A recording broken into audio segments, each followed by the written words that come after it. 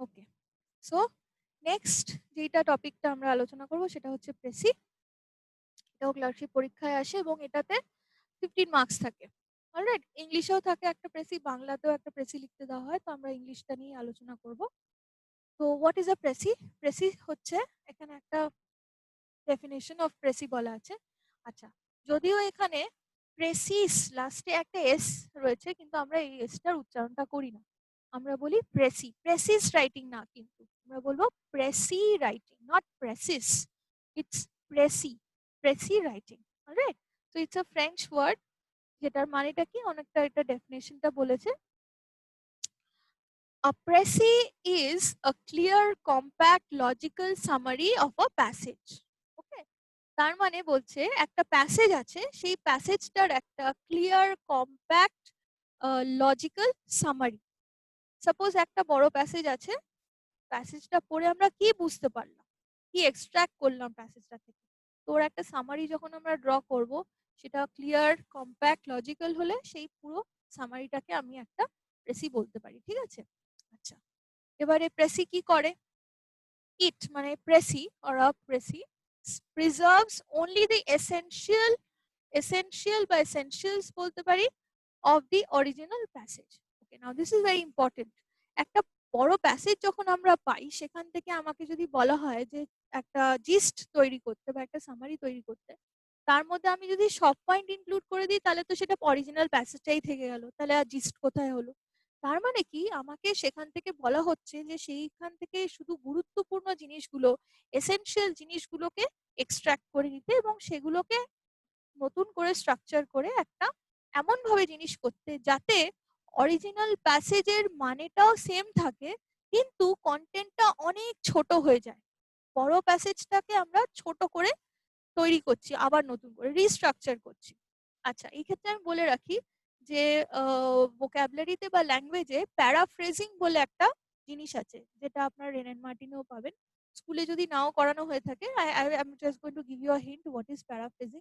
Paraphrasing basically হচ্ছে একটা প্যাসেজকে অন্য রকম ভাবে ঘুরিয়ে লেখা।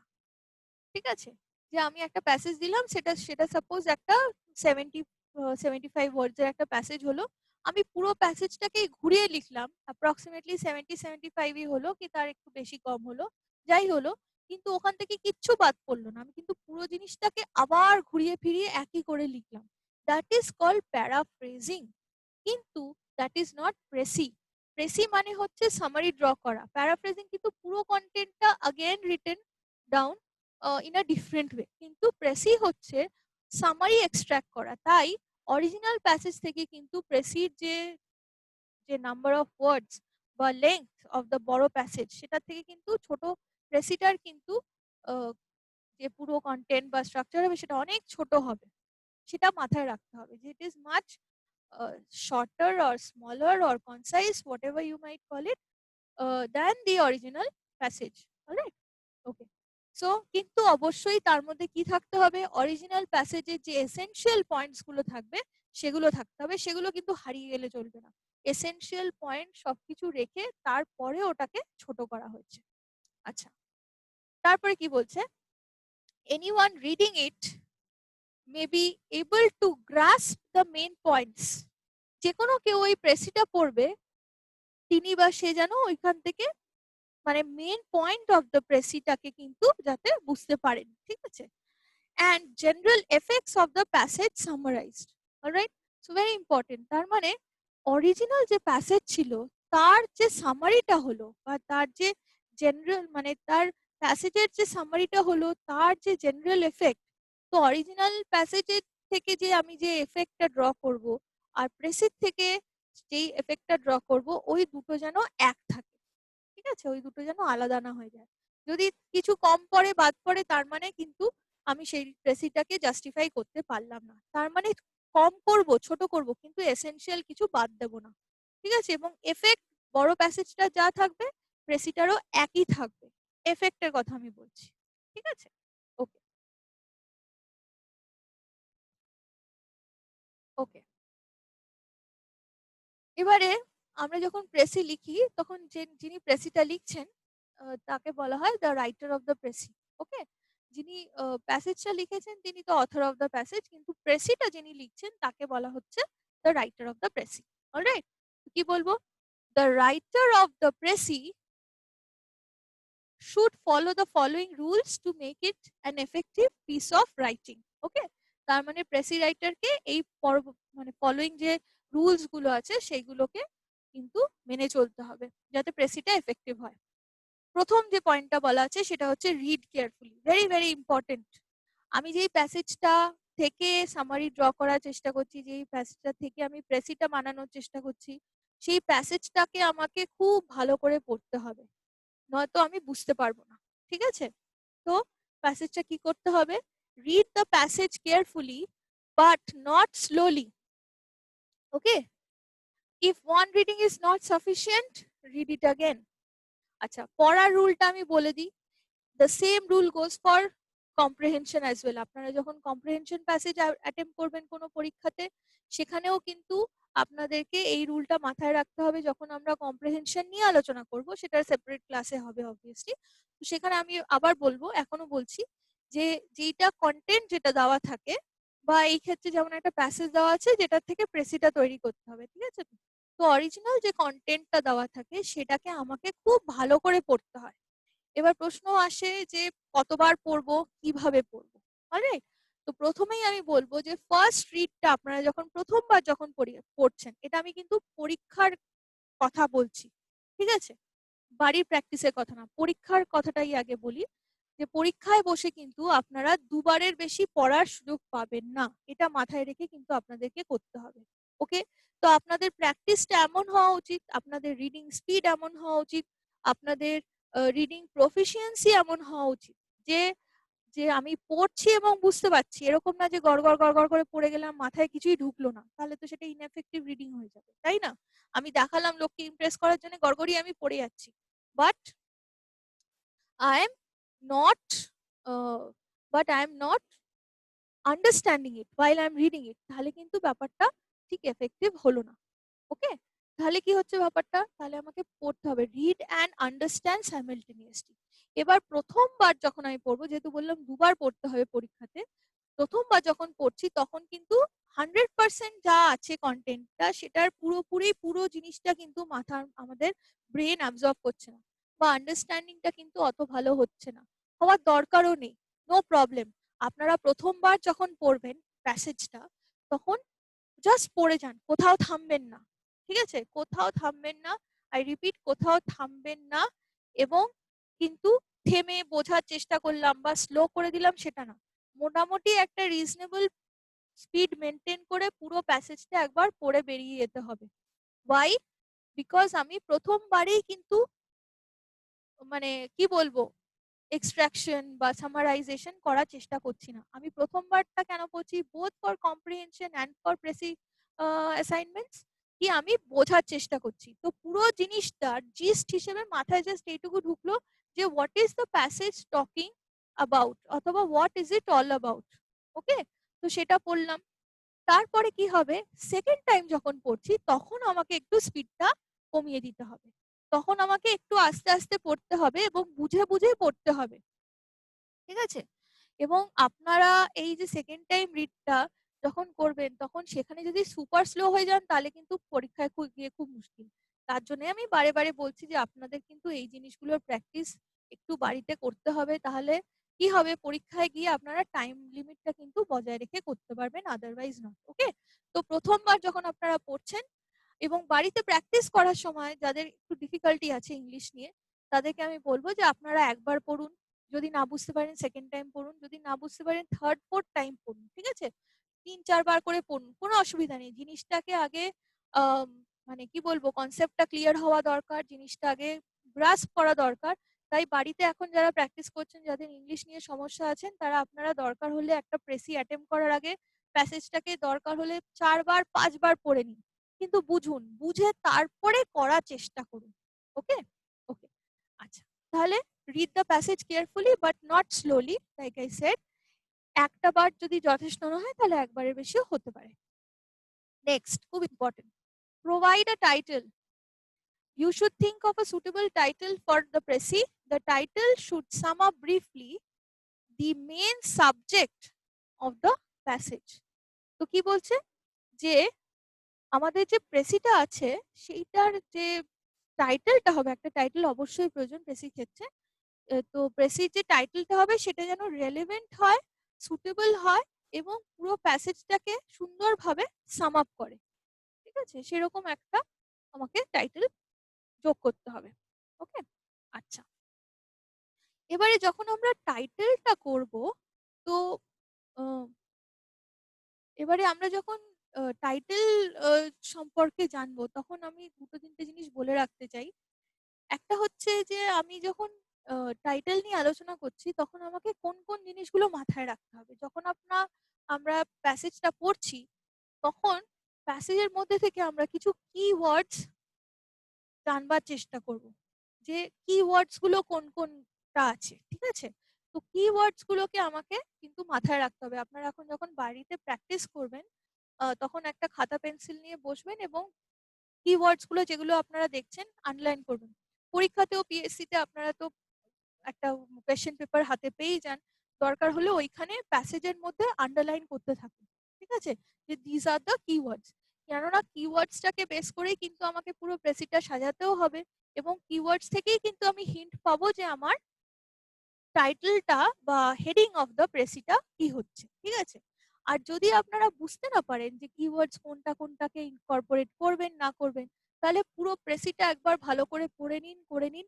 আগেই ভেবে যদি অসুবিধা হয় যে প্রথম স্টেজে আমি বুঝতে পারছি না, একবার দুবার পড়ে আমি বুঝতে পারছি না যে টাইটেলটা কি হবে, তাহলে ঠিক আছে আমি ছেড়ে দেবো, জায়গা ছেড়ে দেবো, পুরোটা হয়ে যাবে, তারপরে আমি ভেবে একটা টাইটেল দেবো। কিন্তু সেটা রেলেভেন্স থাকতে হবে এবং কি হবে তখন আমাকে পুরো ওভারঅল যেটা কন্টেন্ট সেটা সামারিটার উপরে বেস করে কিন্তু তখন আমাকে একটা টাইটেল তৈরি করতে হবে।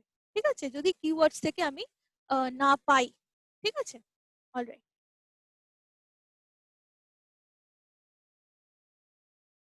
ওকে, নেক্সট হচ্ছে underline and mark important ideas essential points for the text from the text. তো যে টেক্সটটা আছে সেখান থেকে আমি যখন পড়বো, ভালো করে পড়বো, তখনই কিন্তু আমাকে সেখান থেকে ইম্পর্টেন্ট আইডিয়াগুলো মার্ক করতে হবে। আচ্ছা, প্রথমবার যখন পড়বো তখন আমি বলেছি সেখানে থামা চলবে না। প্রথমবার কেউ আপনাকে বলছে না যে আপনাকে প্রথমবারই ইয়ে করতে হবে, আন্ডারলাইন করতে হবে, সেটা একদম করবে না। প্রথমবারে আপনার ফোকাসটা থাকবে পুরো প্যাসেজটা একবার ভালোভাবে পড়ে বুঝে গেলাম যে ব্যাপারটা কি সম্বন্ধে ধারণা হচ্ছে। আমি যদি ওখান থেকে 100% ধারণা নাও করতে পারি, নো প্রবলেম, 50% হোক 20% হোক তাও চলবে, কিন্তু মোটামুটি একটা আইডিয়া হবে যে কি জিনিস নিয়ে আলোচনা হচ্ছে। সেকেন্ড টাইম যখন আপনি পড়বেন তখন দেখবেন যে আগের থেকে একটু বেটার বুঝতে পারলেন। যদি সেকেন্ড টাইমেও ব্যাপারটা পুরো না বোঝেন, তাহলে আমি বলেছি now you are at a stage, যখন আপনারা প্র্যাকটিস করছেন তখন আপনারা দুবার তিনবার চারবার, দরকার হলে পাঁচবার পড়ুন, পড়ে বুঝে তারপরে করুন। ঠিক আছে, তো এই যে কনজিকিউটিভ যে রিড গুলো আপনাদের হচ্ছে, সেখান থেকে তখন আপনারা এই আন্ডারলাইন গুলো করা শুরু করবেন। ঠিক আছে, কেননা মানে ফার্দার রিডিং এ কি হয়, second third fourth reading a কি হয় যে আপনারা বেটার আন্ডারস্ট্যান্ডিং হয়। তো সেখান থেকে ইম্পর্টেন্ট পয়েন্ট গুলো মার্ক করাটাও তখন ওই স্টেজে কিন্তু হয়। ওকে, আচ্ছা। নেক্সট কি বলছে, নেক্সট বলছে ইম্পর্টেন্ট অ্যাসপেক্ট হচ্ছে omit all the unnecessary information and replace long phrases with single words. Very important. আমাকে দেখতে হবে যে আমাকে কনসাইজ কি করে আমি করতে পারি। ঠিক আছে, বড় প্যাসেজটাকে তো ছোট করতে হবে, বেশ অনেকটাই ছোট করতে হবে। কতটা ছোট হবে সেটা এরপরে সাইজের বা জায়গাতে গিয়ে আলোচনা করছি। তো যখন এবার বাদ দিতে হবে, ওমিট করতে হবে, তাহলে ইম্পর্টেন্ট জিনিসগুলোকে ইন্ট্যাক্ট রেখে আমি যেগুলো আননেসেসারি জিনিস সেগুলো বাদ দিয়ে দেবো। এবং আরো কি করতে পারি কন্টেন্টটাকে ছোট করার জন্য, সাপোজ একটা জিনিসকে খুব বড় করে ইলাবোরেটলি বলা আছে, একটা বড় ফ্রেজ দিয়ে বলা আছে, সেটাকে ছোট করে একটা ওয়ার্ডে আমি সামারাইজ করতে পারি। আমরা যখন এই পরীক্ষার পেপারটা নিয়ে আলোচনা করব, ওখানে আমি এক জায়গায় এরকম করেছি, আপনাদেরকে দেখাবো how. Next let us discuss about the size of the precis. Okay, কি বলছে, a précis should not contain more than a third of the number of the words in the original passage. Okay, now this is a very very important thing to remember. এই যে a third of the number of the words in the original passage, তার মানে পুরো গোটা প্যাসেজটা যত বড় হবে সেটার 3 ভাগের 1 ভাগ কিন্তু আমাকে বা 1/3 পার্ট অফ দ্য ওয়ার্ডকে কিন্তু আমাকে কনসিডার করতে হবে। যদি পুরো আমার অরিজিনাল প্যাসেজটা যদি সাপোজ আমি বলছি 180 ওয়ার্ডের হয়, তাহলে 3 ভাগ করলে কত হবে? 60, 60, 60। তো আমার প্রেসিটা হবে 60 ওয়ার্ডস এর। অরিজিনাল প্যাসেজ যদি 300 ওয়ার্ডস এর হয়, আমার প্রেসি হবে 100 ওয়ার্ডস এর। অরিজিনাল প্রেসি যদি আমার 150 ওয়ার্ডস এর হয়, তাহলে আমার প্যাসেজ যদি 150 ওয়ার্ডস এর হয়, প্রেসি হবে অ্যারাউন্ড 50 ওয়ার্ডস এর। অ্যাপ্রক্সিমেটলি আমি বললাম, একটু কম বেশি হতেই হবে, কারুরই পারফেক্টলি একদম 1/3 এ গিয়ে ল্যান্ড করে না। But having said that, try and written the capacity. এরকম না হয় যে 1/3 টা হাফ হয়ে গেল, সেটা কিন্তু will not be acceptable. ওকে, অনেকটা নম্বর চলে যাবে তাহলে সেই ক্ষেত্রে। ওকে, তাহলে খুব শর্ট হলেও চলবে না, খুব লং হলেও চলবে না। এই 1/3 এর রুলটা আপনাদেরকে মাথায় রাখতে হবে, ঠিক আছে? আচ্ছা, you may use fewer words than the number prescribed, but in no case exceed the word limit. ওকে, এটাও আপনাদেরকে মাথায় রাখতে হবে। এটা আমরা যখন প্র্যাকটিস করব তখন হয়তো হবে। চেষ্টা করব যে সেখান থেকে আরো কমিয়ে কতটা কমিয়ে আনা যায়, সেটা আবার আপনাদের প্র্যাকটিসের উপর ডিপেন্ড করছে। অলরাইট? আচ্ছা, এবারে এই ক্ষেত্রেও আমি আমি যখন রিপোর্ট রাইটিং পড়াচ্ছিলাম, তখন আমি আপনাদের বলেছিলাম যে কিরকম ভাবে আমরা ওয়ার্ড লিমিট সেট করব। এই ক্ষেত্রে আমরা কি করব, যে প্যাসেজটা আছে, প্যাসেজের এক এক লাইনে আমরা দেখব অ্যাভারেজ কতগুলো করে ওয়ার্ড আছে। আগেন, যদি এক প্যাসেজের মধ্যে যদি 10টা ওয়ার্ড থাকে, সাপোজ যেটা কোয়েশ্চেনে যেটা আছে প্যাসেজটা, আমি একটা লাইনই দেখলাম, ফুল একটা লাইন, সেখানে দেখলাম কটা ওয়ার্ড আছে, সাপোজ 10 ওয়ার্ডস। এবার নাম্বার অফ লাইন দিয়ে ওটা মাল্টিপ্লাই করলেই টোটাল ওয়ার্ড লিমিটটা আমি ইনস্ট্যান্টলি পেয়ে যাচ্ছি। তারপরে মেন্টালি ক্যালকুলেট করে নেবো যে তার 1/3 কত হবে। তো সেইটাই হবে আমার নাম্বার অফ ওয়ার্ডস। এবং তারপরে আমার নিজের হাতের লেখায় আমাকে কিন্তু একটু মাথা খাটিয়ে ভেবে নিতে হবে আগের থেকেই, যে আমি একটা এরকম কাগজের মধ্যে যখন হাতে লিখছি, তখন আমার এক একটা ওয়ার্ড, মানে এক একটা লাইনে কটা করে ওয়ার্ড আসছে। তাহলে সেই অনুযায়ী কিন্তু আমাকে নাম্বার অফ লাইন্সটাকে মাথায় রেখে তারপরে এগোতে হবে। এই দুটো জিনিস আপনারা ওয়ার্ড ম্যানেজমেন্টটা আগেই করে নেবে, ঠিক আছে? ওকে, আচ্ছা। এবারে একটা ইম্পর্টেন্ট জিনিস হচ্ছে, যখন আমরা ওমিট করার কথাটাও বলেছি, সেটাও বলি, যে এই যে কম করার জন্য আর ওমিট করতে হবে, তাই বলে কিন্তু আমরা ইম্পর্টেন্ট পয়েন্টগুলোকে বাদ দিয়ে দেবো না, ঠিক আছে? তো do remember that. Okay, next হচ্ছে যে স্ট্রাকচারিংটা কিরকম ভাবে হবে, অথবা লেখাটা কিরকম ভাবে আমরা লিখবো। ইম্পর্টেন্ট রুল হচ্ছে, should be written in indirect speech. Direct স্পিচে হবে না, ইনডাইরেক্ট স্পিচে হবে। এবং যদি ডাইরেক্ট স্পিচে দেওয়াও থাকে, যে প্যাসেজের মধ্যে যদি কোনো পার্ট অথবা এন্টায়ার পার্ট যাই হোক, তার মধ্যে যদি ডাইরেক্ট স্পিচের ইউজও করা থাকে, সেটাকেও কিন্তু আমরা যখন প্রেসিতে কনভার্ট করছি প্যাসেজকে, তখন কিন্তু আমরা ডাইরেক্ট থেকে ইনডাইরেক্ট প্যাসেজটাতেই কিন্তু কনভার্ট করে নেব। তো পুরো প্যাসেজটা যেরকমই থাকুক না কেন, প্রেসিটা কিন্তু হবে ইনডাইরেক্ট স্পিচে। ওকে, নেক্সট আসছে টেন্স আর পার্সনের প্রসঙ্গ। ওকে, তো tense should be written in the third person and past tense. Now এই পাস্ট টেন্স বললাম ঠিকই, বাট হ্যাভিং সেড দ্যাট, কিছু কিছু প্রেসি এমন আসে যেগুলো প্রেজেন্ট টেন্সে হতে পারে। ওকে, আই এম নট সেইং কি সব সময় পাস্ট টেন্সে হয়, কিন্তু যদি পাস্ট টেন্সে যদি আপনারা নাও করেন, সাপোজ একটা ইউনিভার্সাল ট্রুথ নিয়ে আলোচনা হচ্ছে, তো যেই জিনিসটা নিয়ে আলোচনা হচ্ছে সেটা এখনো রেলেভেন্ট, যেই মুহূর্তে আমি বলছি তখনও রেলেভেন্ট, তাই না? তো সেই ক্ষেত্রে সেটাকে তো আমি পাস্ট টেন্সে পুরোপুরি কনভার্ট করে দিতে পারবো না। কিন্তু সেই ক্ষেত্রে যখন আমরা ইউনিভার্সাল ট্রুথ নিয়ে আলোচনা করছি, বা এমন কিছু জিনিস যেটা এখন এই মুহূর্তেও রেলেভেন্ট, তাহলে সেই ক্ষেত্রে কিন্তু আমাকে কি করতে হবে, থার্ড পার্সনটা মেনটেন করে রাখবো আমি, কিন্তু সেটা তখন আমি প্রেজেন্টেই মেনটেন করব। বাট অফকোর্স ইনডাইরেক্ট স্পিচে সেটা হতে হবে, এবং in a passive voice. Alright, it should be in a passive voice.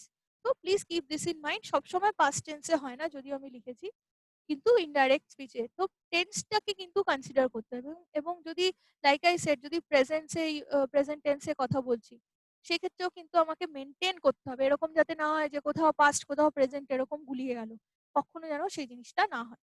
ওকে, তাহলে ওই ফ্লোটা সেরকম ভাবেই যেন চলতে থাকে।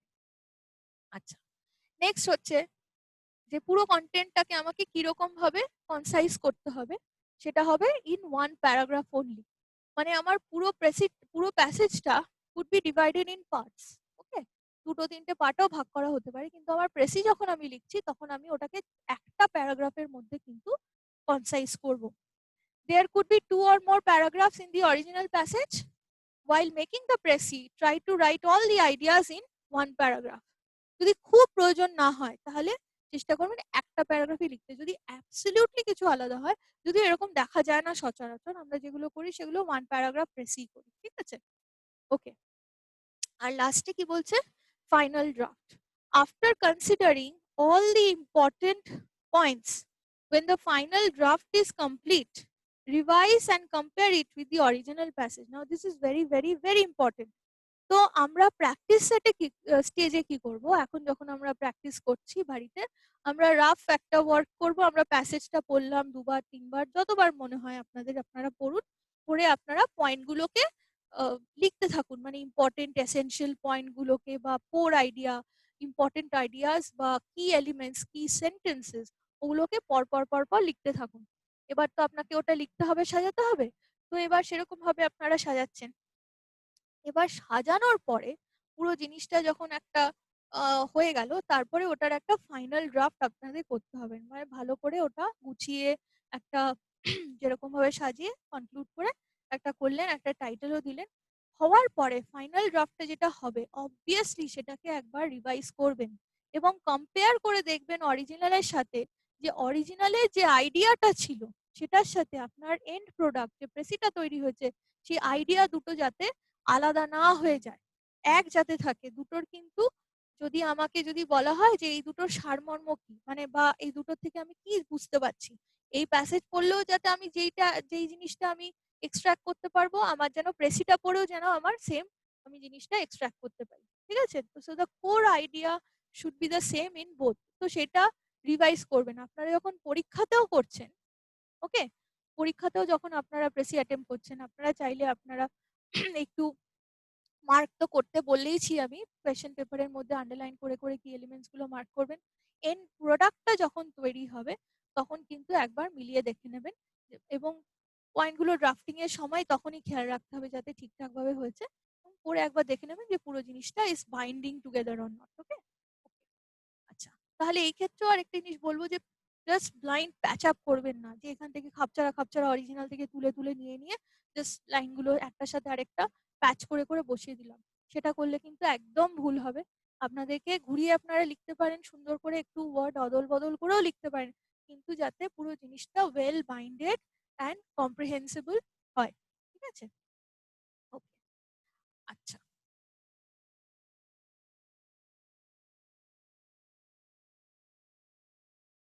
ওকে, নেক্সট কি বলছে? তো রুলসটা তো হয়ে গেল, এছাড়াও কিছু ডুজ অ্যান্ড ডোন্টস আছে, which is very very important বা থিংস টু রিমেম্বার, সেগুলো আমরা একবার কুইকলি দেখে নিই। তো কি হতে হবে এবং কি হওয়া চলবে না। প্রথমেই বলছে শুড বি কোহেরেন্ট, ঠিক আছে? কোহেরেন্ট মানে হচ্ছে আন্ডারস্ট্যান্ডেবল, মানে যেটা ভালো করে বোঝা যাচ্ছে। Okay, it should not have complex vocabulary, মানে vocabulary of the precis should not be complex. Also there should not be any ambiguity in your writing, তার মানে কোনো ডাউট ক্রিয়েট করে বা কোনো একটা জিনিস অস্পষ্ট থেকে গেল, হেজি থেকে গেল, এরকম কোনো জিনিস কিন্তু আপনার প্রেসিটার মধ্যে থাকলে চলবে না।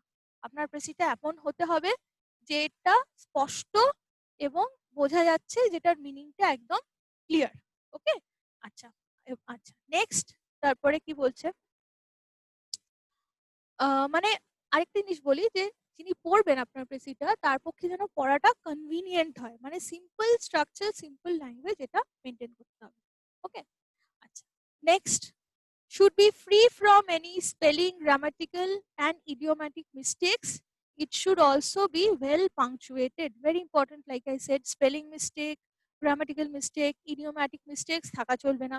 Punctuation marks খুব ইম্পর্টেন্ট, ভালোভাবে পড়ে এটা আপনারা কিন্তু দেখবেন যাতে কোথাও পাংচুয়েশন মার্কস কিছু মিস হয়েছে কিনা। ওর জন্য যেটা বললাম যে রিভিশনটা খুব ইম্পর্টেন্ট, সো ডেফিনেটলি রিভাইজ, এটার উপর আমি বারে বারে জোর দিচ্ছি। যখন আপনারা লেখাটা ফাইনাল ড্রাফট করেও নিয়েছেন তারপরে একবার রিভাইজ করবেন, কেননা পাংচুয়েশন মার্কস গুলো যাতে ঠিকঠাক হয়েছে কিনা সেটাও দেখার জন্য, বা কোনো স্পেলিং মিস্টেক ইত্যাদি হয়েছে কিনা, please make sure of that. Okay, আচ্ছা, থার্ড পয়েন্ট কি বলছে? থার্ড পয়েন্ট বলছে the writer should retain the objectivity of the passage and not add his or her personal opinion, ideas or criticism over the comprehension. Very very very important. এই ক্ষেত্রে যখন প্যাসেজটাকে আমাকে precis করতে বলা হয়েছে, তার মানে এরকম কিছু না যে তার মধ্যে আমি আমার নিজের আইডিয়াস, ওপিনিয়ন, ক্রিটিসিজম এগুলো ইনকর্পোরেট করব। অ্যাবসলিউটলি না। যা আছে সেটাকেই ছোট করতে বলা হয়েছে। ওর মধ্যে কিছু অ্যাডিশন করতে বলা হয়নি। মানে নতুন করে আমি আমার নিজের আইডিয়া, ক্রিটিসিজম, কনক্লুশন কিছু একটা পোস্ট সেটার মধ্যে অ্যাড করে দিলাম। সেই জিনিসটা যেন না হয়। Okay, so don't make any such mistake. Alright. Okay, তারপর কি বলছে, should be written in the writer's own words.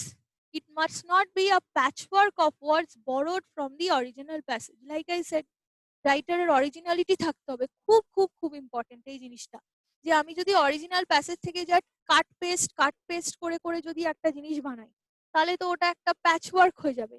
সে আমরা ছোটবেলায় ওয়ার্ক এডুকেশনের যে অ্যাপ্লিকের যে কাজ হয়েছিল ওরকম হয়ে যাবে। একটা কাপড়ের টুকরো আরেকটার মধ্যে দিয়ে সেলাই করে বসিয়ে দিলাম, সেটা দিয়ে একটা কাঁথা স্টিচ হয়ে যাবে, কিন্তু সেটা প্রেসি রাইটিং কিন্তু হবে না। So that is not desirable. Alright, so what we want here is that কি it should be a compact thing and not a patchwork. তার মানে well binded, compact, clear একটা মানে মেটেরিয়াল তৈরি করতে হবে। ঠিক আছে, তার মধ্যে নিশ্চয়ই নিজের অরিজিনালিটিটাও থাকতে হবে, না হলে কিন্তু পুরো জিনিসটা স্ট্রাকচারটা দাঁড়াবে না। ওকে, আচ্ছা। এবং তারপরে কি বলেছে, ফিফথ যেটা পয়েন্ট আছে, থিং টু রিমেম্বার, বলছে যে there must be a logical connection between the ideas used within the precis so that it may convey its message fully and clearly. Very important. আমরা যখন একটা প্রেসি তৈরি করছি, সেটাতে যেন এক এক প্রত্যেকটা আইডিয়ার মধ্যে যেন একটা লজিক্যাল কানেকশন থাকে, খাপছাড়া যাতে না হয়। ভেরি ইম্পর্টেন্ট, খাপছাড়া যাতে না হয়।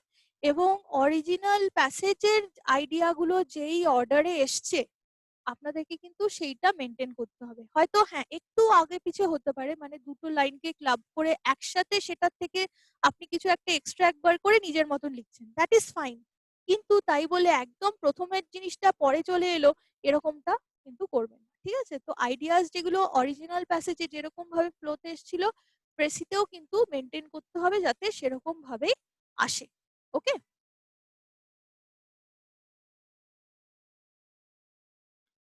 নেক্সট বলছে avoid using abbreviations. Very very very important.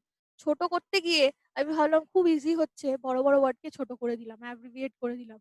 একদম তাই না। অ্যাব্রিভিয়েশনসটা অ্যাবসলিউটলি আনঅ্যাকসেপ্টেবল এবং will be considered as a mistake. Okay, so please avoid. Alright, আচ্ছা। Include the key points.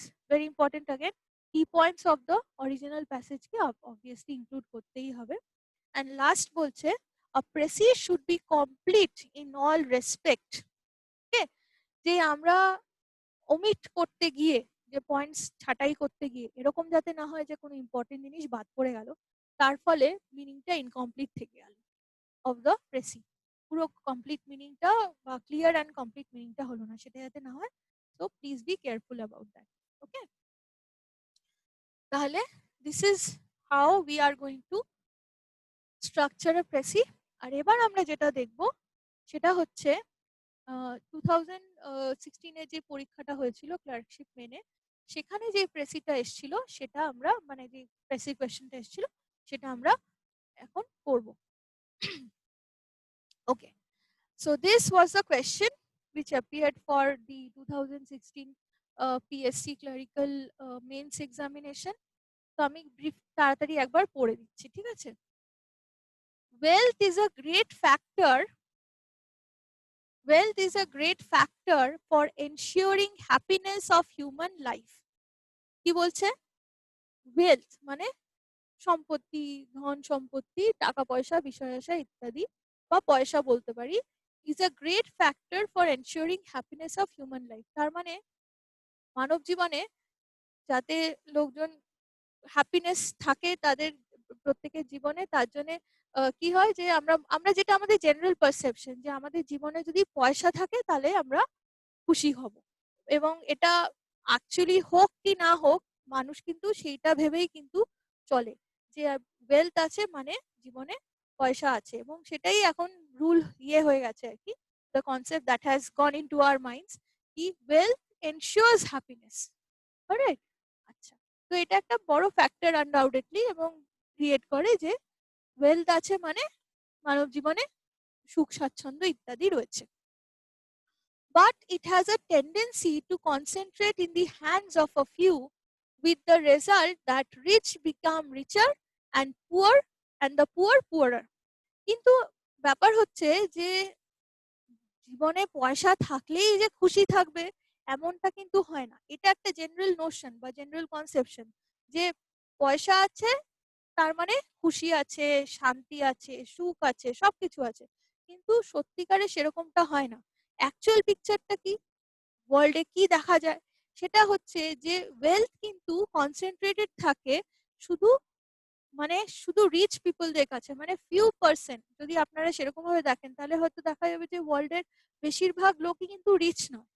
ঠিক আছে, রিচ পুয়ার কোশ্চেনটা দেখতে গেলে, বিচার করতে গিয়ে দেখা যাবে যে পুয়ার এর সংখ্যাটা অনেক বেশি than the rich people. But whatever it may be, wealth কি হচ্ছে, ওয়েলথের কনসেন্ট্রেশনটা কার কাছে থাকে না, রিচের কাছেই কিন্তু ওয়েলথটা অ্যাকুমুলেটেড থাকে, পুয়ারের কাছে কিন্তু সেটা থাকে না। ওকে, আচ্ছা, তার ফলে কি হয়, এবং যে কারণে যেমন বছর চলতে থাকে এবং এজেস পাস, এবং তাহলে ওই একই জিনিস মানুষ কিন্তু ওই একই জায়গায় দাঁড়িয়ে থাকে, রিচ রিচার হতে থাকে এবং পুয়ার পুয়ারার হতে থাকে। ওকে, আচ্ছা, তারপরে কি বলছে, the existing conditions of the society in the existing conditions of the society, that is, we find there are classes of people who are rich, well fed and comfortable, while there are others who are miserable and unhappy.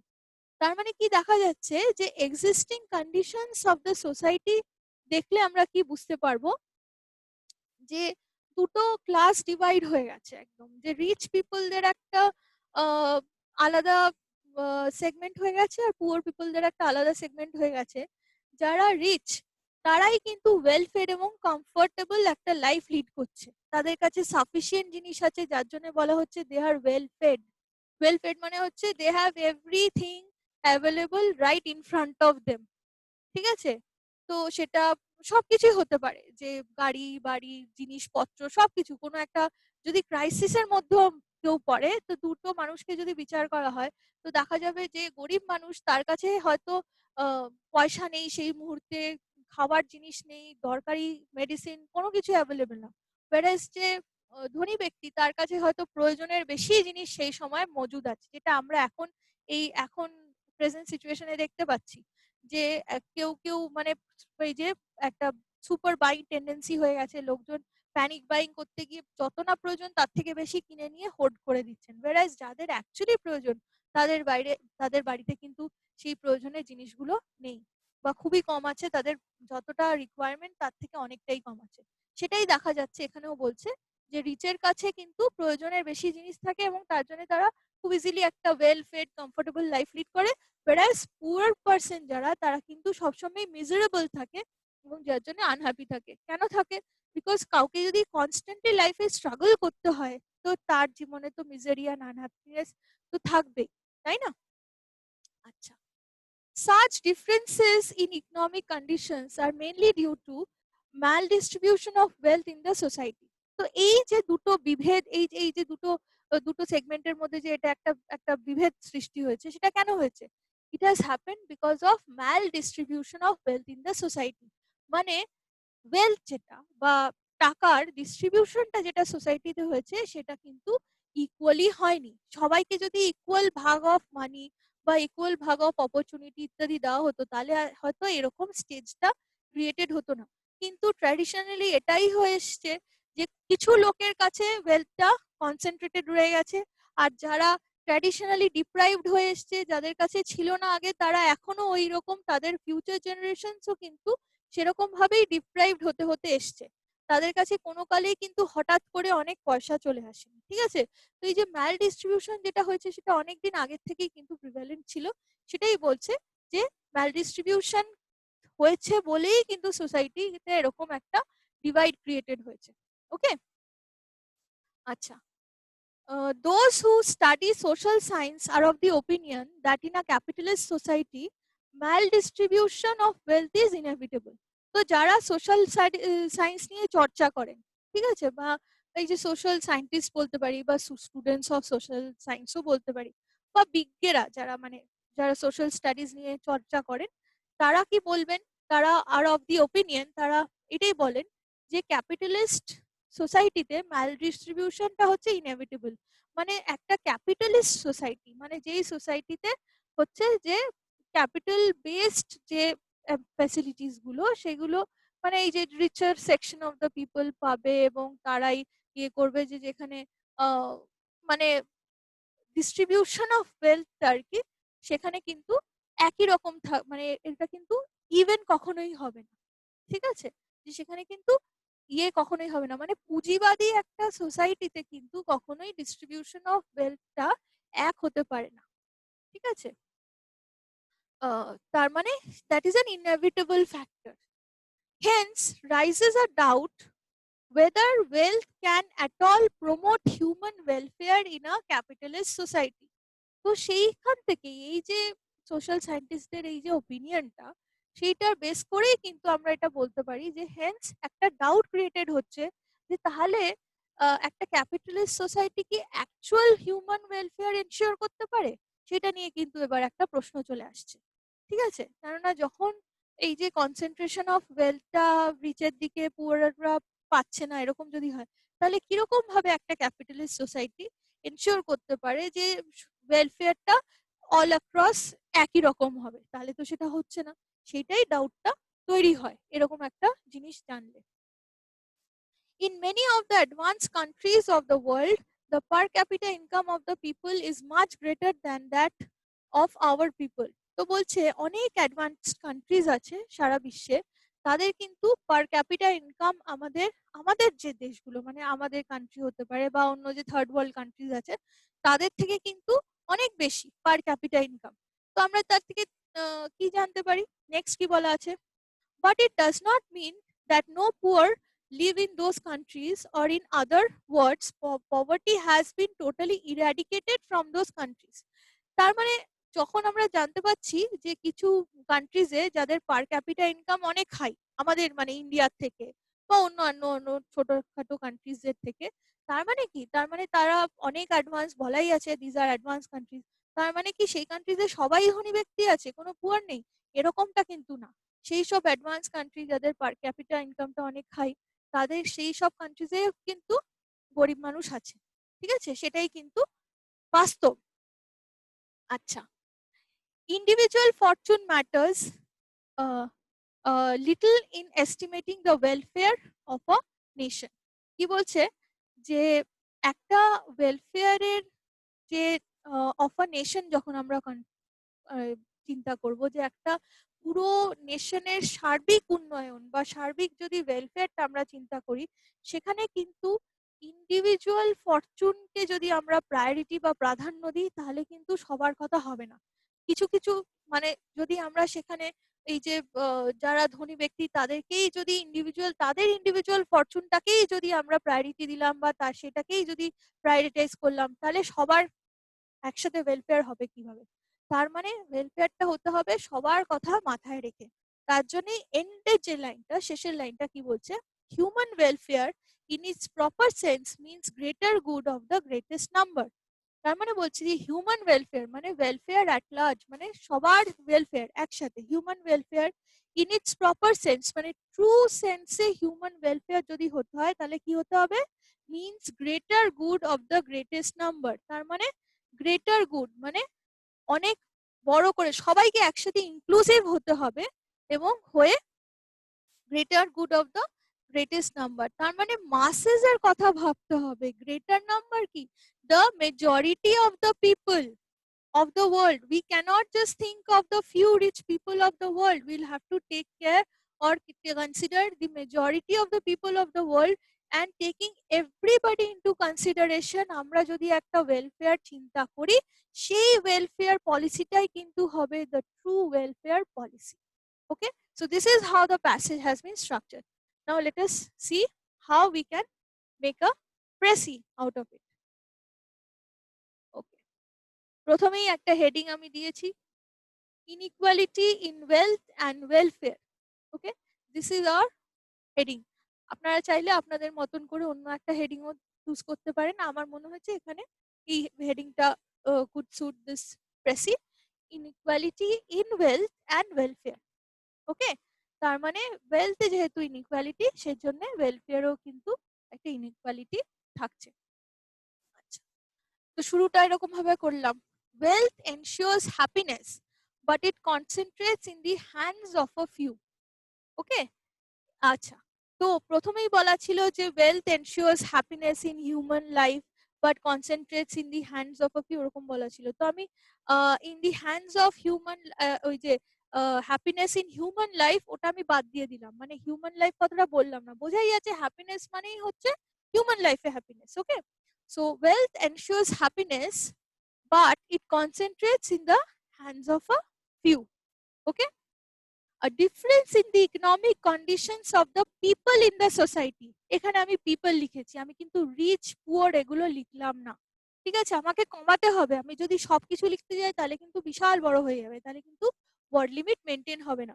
আপনারা যখন এই প্যাসেজটাকে analyse করবেন তখন আপনারা নিজেরা calculate করে নেবেন এবং তারপরে দেখবেন যে এটা কত বড় হয়েছে। ইনফ্যাক্ট এটা একটু বেশি আমার মনে হয়েছে যে এটা আরো ছোট হলে ভালো হতো, বাট দেন সমস্ত পয়েন্ট ইনক্লুডেড আছে।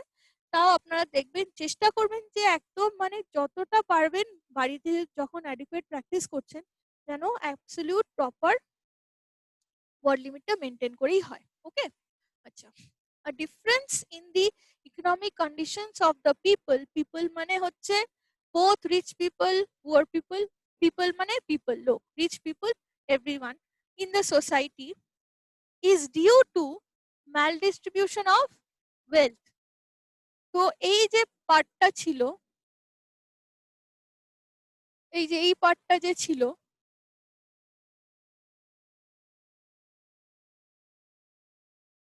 conditions of the society, we find classes of people who are rich, well-fed, comfortable, and there are others who are miserable and unhappy. Such differences in economic conditions are mainly due to the maldistribution of wealth in the society. তার আগে বলা ছিল যে poor rich become richer and poor become poor. এই পুরো জিনিসটাকে একসাথে club করে কিন্তু আমি নিয়ে চলে গেলাম এখানে, আর বললাম এই একটাই কথা, a difference in the society, in the economic conditions of the people in a difference in the economic conditions of the people in the society is due to maldistribution of wealth. That's it. তো আমি দুটো তিনটে লাইনকে একসাথে club করে just এইটুকুই লিখলাম। ওকে, next, যেখানে social science, the students of social science or the ones who study social science বলেছিল, এবার সেই পার্টটা আসছে। তো আমি কি বলেছি, social scientists opine that this maldistribution is inevitable. এখানে কি বলা আছে, এখানে বলা আছে those who study social science are of the opinion, আমি are of the opinionটাকে উড়িয়ে দিয়েছি, ওখানে লিখেছি opine that, opine মানে are of the opinion, একই জিনিস। ঠিক আছে, তাদের এরকম ধারণা, তো বা তারা এরকম মনে করেন বা ওপিনিয়ন দেন, সেটাকেই আমি ওপাইন বলে দিয়েছি, সেটাও ইউজ করা যেতেই পারে, अगेन আ ভার্ব। তো বললাম যে এরকম maldistribution of wealth is inevitable, তাই তো এখানেও সেটা আছে। Opine that this maldistribution, why this maldistribution, again আমি এখানে বলতে পারতাম maldistribution of wealth, আমি বললাম না, আমি এখানেও কিছু ওয়ার্ড বাঁচিয়ে দিলাম। কি করে, কেননা আগে আমি maldistribution of wealth বলেছি, তাই এখানে this maldistribution বলে দিলাম। ঠিক আছে, আচ্ছা, তারপরে কি হলো, a capitalist society promoting human welfare raises a doubt. ওখানেও অনেকগুলো কথা বলা ছিল যে এইটার ফলে এই যে সোশ্যাল সায়েন্টিস্টরা যা বলছে, আচ্ছা এখানে আমি সোশ্যাল সায়েন্টিস্ট বলেছি, ওখানে বলেছিল those who study social science, না বলে আমি সোশ্যাল সায়েন্টিস্ট বলতেই পারি, বা স্টুডেন্টস অফ সোশ্যাল সায়েন্স বলা যেতে পারতো, তার থেকেও একটু ছোট হবে যদি আমি সোশ্যাল সায়েন্টিস্ট বলে দিচ্ছি। ঠিক আছে, আচ্ছা, তো তারা যেহেতু এরকম একটা কথা বলেছে, সেখান থেকে এরকম একটা আমরা তাহলে বুঝতে পারছি যে তাহলে ক্যাপিটালিস্ট সোসাইটিতে কিভাবে হিউম্যান ওয়েলফেয়ার পসিবল, সেটাই এই এক লাইনে বলেছি। Capitalist society promoting human welfare raises a doubt. Okay, based on this analysis we are concluding this. Okay, তারপরে কি বলছে, এরপরে উল্লেখ হয়েছে যে সেই সব অ্যাডভান্স কান্ট্রিতে যাদের পার ক্যাপিটা ইনকাম আমাদের কান্ট্রি থেকে বা মানে আমাদের বলেনি, বাট বলেছে গ্রেটার দ্যান, হ্যাঁ, তার মানে বোঝা যাচ্ছে যে আমাদের মতো কান্ট্রিজ এর থেকে যাদের পার ক্যাপিটা ইনকাম অনেক হাই, সেখানে কিন্তু পুয়ার পিপল আছে বা সেখানে কিন্তু পভার্টি ইরাডিকেটেড হয়নি। তো ওই পুরো জিনিসটাকে কিভাবে লিখেছি, poverty exists in even the most advanced countries. In even the most advanced countries কেন লিখলাম, যে অ্যাডভান্স কান্ট্রি গুলোতেও পভার্টি আছে সেইটা বোঝানোর জন্য বললাম poverty exists in even the most advanced countries with greater per capita income. Alright, so this is how this has been concised. And last, ওই যে ওয়েলফেয়ার নিয়ে যে যা বলা হয়েছে সেটাকে এক লাইনে আমি কিরকম ভাবে লিখেছি, greater good of the masses ensures true welfare. Greater good of the masses, এখানে আমি আরেকবার চলে যাব, বলা হয়েছিল কি, এই যে এই দুটো লাইনকে একসাথে কনসিডার করা হয়েছিল।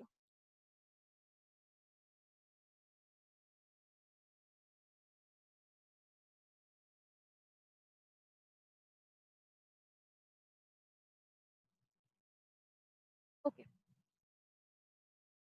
তো কনসিডার করা হয়েছিল এই দুটো লাইনকে, ইন্ডিভিজুয়াল ফরচুন ম্যাটার্স ইত্যাদি, তারপরে ছিল human welfare in it's proper sense means greater good of the greatest number. তো আমি এই greater good of greatest number, এই গ্রেটেস্ট নাম্বার মানেটা কি, সব লোককে একসাথে নিয়ে কথা বলা হচ্ছে, তাহলে আমি এখানে মাসেস বলতে পারি, মানে জনতা বা জনগণ, তাদের দিকেই না হিন্ট করছে। তাই আমি এটাকে কিরকম ভাবে কনসাইজ করলাম, এরকম ভাবে আমি কি লিখলাম, greater good of the masses ensures true welfare, because we are speaking of true welfare. যে তবেই প্রপার ওয়েলফেয়ার সম্ভব যদি না সবার কথাটা একসাথে ভাবা হয়, সেটাকেই শর্টে এরকম ভাবে আমি লিখে দিয়েছি। ওকে, so this is how we can summarize or make a précis of a passage, and I hope that this class has been beneficial.